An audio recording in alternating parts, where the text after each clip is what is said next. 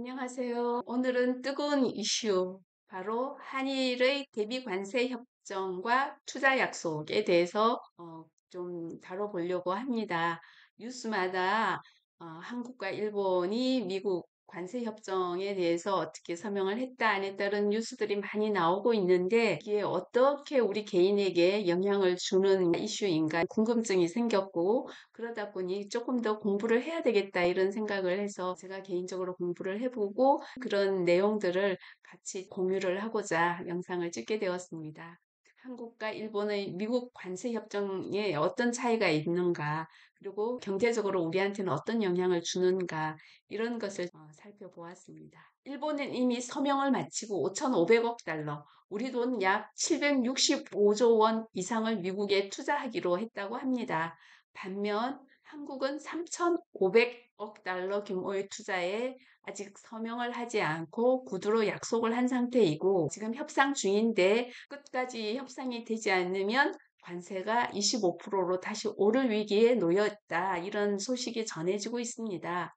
게다가 기사에서는 일본은 엔화가 기축통화라서 한국보다 상황이 낫다라는 말까지 나오고 있고, 그리고 일본은 5,500억 달러를 미국에 투자를 해도 그것이 일본 외환 보유고의 50%에 해당하지만, 우리는 3,500억 달러를 투자를 하게 된다면 우리나라 외환 보유고의 80%에 해당을 한다고 하니까 정말 굉장히 큰 차이가 있는 거죠.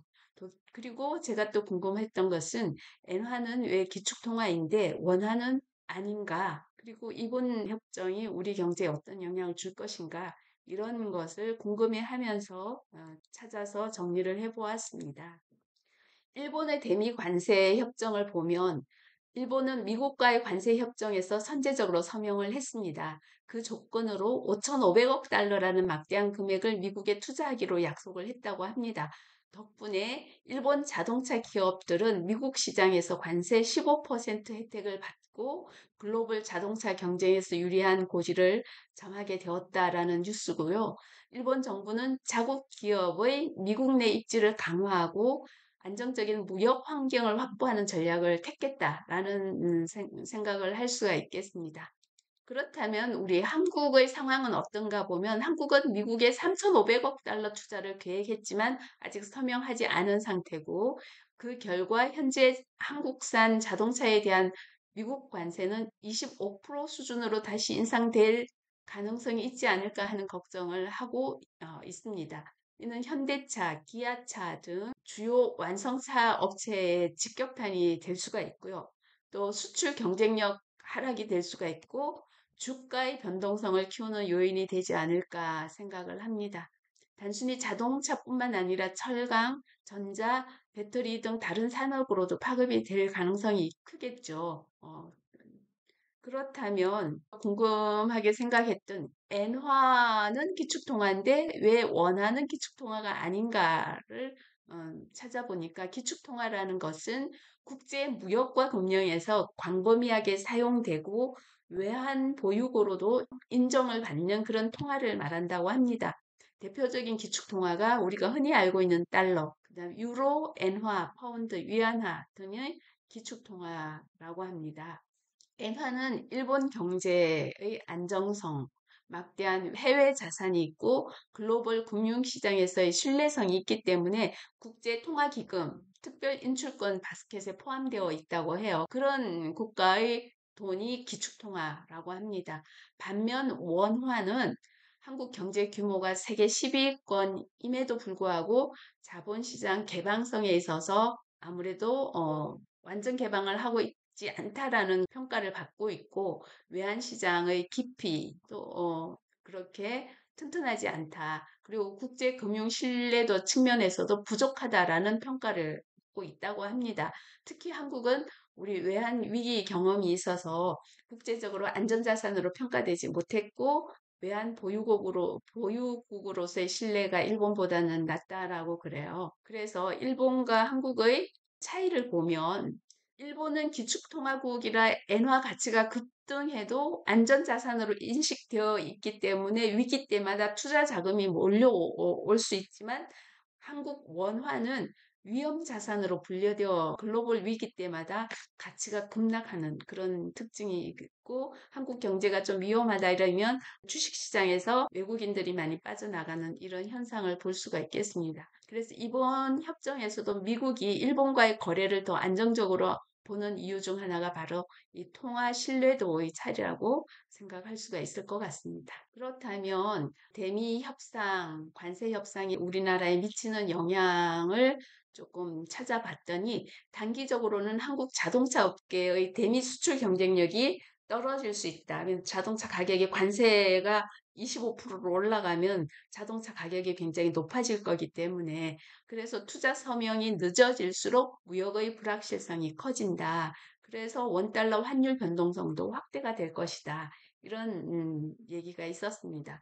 장기적으로는 한국이 기축통화국 지위를 얻기가 어렵더라도 외환시장 투명성이 강화가 되고 금융 안정성이 되고 국제적 신뢰를 확보하게 된다면 협상력이 높아질 거니까 우리가 그런 것을 장기적으로 확보를 해야 된다라는 필요성이 있다라고 생각이 드네요. 그리고 미국이 요구하는 투자가 단순히 금액 문제가 아니라 우리나라인 경우에는 남북 분단으로 인한 그런 지정학적 신뢰에도 뭔가 연결이 된다라는 그런 점을 인식할 필요가 있을 것 같아요. 결국 이런 것이 우리 개인의 어떤 소비 생활에 영향을 주는 거잖아요. 한국과 미국이 협상을 한다 이래서 뭐 정부와 정부끼리 하는 거니까 하고 내가 제3자의 입장에서 이렇게 보고 있을 게 아니라 이 협상에 따라서 직접적으로 우리 소비 생활에 큰 영향을 줄 것 같아요. 개인의 소비 생활이 위축될 수 있을 가능성이 큰데 첫째는 협상이 잘 안 된다 했을 경우 자동차 가격이 올라가겠죠. 자동차 가격이 올라가면 현대차, 기아차 같은 브랜드가 미국 시장의 가격 경쟁력이 떨어지잖아요. 그러면 판매 부진이 일어날 것이고 그렇다면 이 기업들이 수익이 감소되니까 수익성이 악화돼서 우리 소비자 가격으로 정가할 수 있으니까 국내에 신차 가격이 올라가겠죠. 그런 영향이 있을 것 같고 또 자동차, 철강, 전자, 배터리 같은 이런 수출 산업이 관세 때문에 흔들리게 되면 해당 업계 종사자들의 일자리가 굉장히 불안해질 거라고 예측이 됩니다. 특히 자동차 협력업체, 부품사처럼 협력업체들은 중소기업이니까 그런 중소기업 근로자들에게 더 큰 영향을 주지 않을까라는 생각을 합니다. 세 번째는 물가 상승이 될 것이다라는 거죠. 원달러 환율이 상승하면서 물가 상승이 되고 원화 가치가 떨어지면 수입 원자재, 에너지, 식품, 식료품 이런 가격이 오르잖아요. 원화 가치 떨어질수록 그런 가격이 이제 더 올라가게 되고 결국 소비자 물가가 전반적으로 올라서 우리 개인의 소비 생활 또는 생활비 부담으로 크게 올 것이다 이런 생각을 하게 됩니다. 그래서 결국은 돈 쓰기 불안한 시대 또는 저축도 안 되는 시대 경제 위축이 일어나지 않을까 우리 개인의 일상에 직간접적인 그런 부담을 주지 않을까 이런 생각을 해봅니다. 결국 오늘을 제가 굉장히 궁금하게 생각했죠. 일본은 대미 협상을 빨리 끝냈는데 우리 한국은 대미 협상에 굉장히 어려움을 가지고 있는가 이런 것을 봤을 때 정말 우리가 3,500억 달러를 이렇게 투자할 만큼 많은 그런 뭐 돈을 가지고 있지 않다라는 것도 있고 사실 미국이 이렇게 투자를 요구하는 것 자체가 불합리한 거 아닌가 하는 개인적인 생각을 해봅니다. 사실 이번에 316명 조지아 서베나에 가서 일했던 근로자들도 원청의 근로자라기보다 하청업체의 근로자들이 많이 갔고 거기 가서 불안한 그런 상황을 당하고 오다 보니까 이 상황에 대해서 제가 궁금하게 생각했고 그래 첫 번째 궁금증 원화가 기축통화가 되려면 어떻게 해야 될까 이런 생각을 해봅니다. 자본시장이 좀 더 튼튼해져야 되겠다. 우리나라의 자본시장 튼튼해져야 되겠고 환율의 자유 변동성을 확보해야 되겠고 금융시장이 신뢰성을 가져야 되겠다. 그런 것이 필요하지만 사실은 이제 그런 지정학적 리스크는 어떻게 할 수 없는 상황이니까 우리나라가 좀 더 힘을 키우고 더 확실하고 투명한 정책을 더 확고하게 자리 잡아 가야 되지 않는가 하는 생각인데요. 사회적으로 여러 가지 갈등도 있고 하다 보니까 빨리 가진 못하더라도 천천히 앞으로 나아가는 나라가 됐으면 좋겠다라는 바람을 해봅니다. 그리고 한국이 협정에 서명하지 않고 지금 계속 협정이 연장되고 있는 이유가 단순히 우리 투자금 문제 이런 것도 있지만 사실은 협정을 했을 때 국내 기업들의 부담도 굉장히 만만치 않겠죠. 그리고 정치적인 계산도 있어야 되고 협상의 유리한 조건도 않을까 확보해야 되지 않을까 하는 그런 차원에서 지연하는 것이고 뭐 빨리 서명한다고 뭐 다 좋다라고 생각할 수가 없을 것 같아요. 세 번째는 일본과 한국 기업이 어떤 차이가 생길까라는 건데 일본 자동차 기업은 낮은 관세로 가격 경쟁력이 올라가겠지만 한국 자동차 기업은 상대적으로 불리해지겠지요. 우리가 가장 좋은 그런 조건을 가지고 협상을 할 수 있도록 해야 된다라는 생각을 하고요.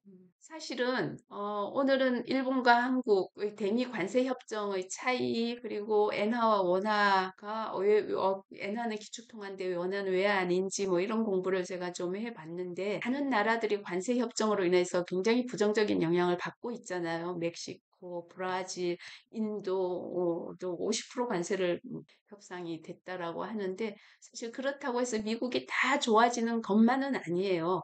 너무 단기로 보고 있지 않은가 하는 생각을 하고 있는데 이렇게 관세 협정을 맺고 있는 이런 한국, 일본, 인도, 멕시코, 브라질 같은 나라도 굉장히 어려운 상황에 처하지만 미국도 자체에서 미국 뉴스를 보면 물가가 굉장히 올랐다고 그래요. 그리고 수산물은 거의 90%가 수입을 하고 있는데 관세가 너무 올라서 그 수산물 가격이 굉장히 올라가고 농산물도 멕시코에서 다 수입을 하고 있는데 관세가 올라가니까 농산물 가격이 올라가고 그래서 정말 미국에서도 물가가 너무 올라가서 사람들이 살 수가 없다 이런 말들을 하고 있고 일자리가 굉장히 줄어들었다고 해요. 그리고 공이 어렵고 그래서 미국 경제를 좋게 하려고 관세 여러 가지 협상을 하고 있는데 미국 경제도 어렵다라는 것을 보면 윈윈이 아니라 글로벌 경제가 악화되는 것이 아닌가 하는 걱정을 하게 됩니다. 요즘 뉴스만 틀면 관세 협상에 대한 얘기가 나오기 때문에 그에 대한 이해를 좀 해보고자 공부를 해봤고 이 영상이 또 혹시 저처럼 몰랐던 사람들에게 조금이나마 도움이 되셨으면 좋겠습니다. 끝까지 시청해 주셔서 감사합니다.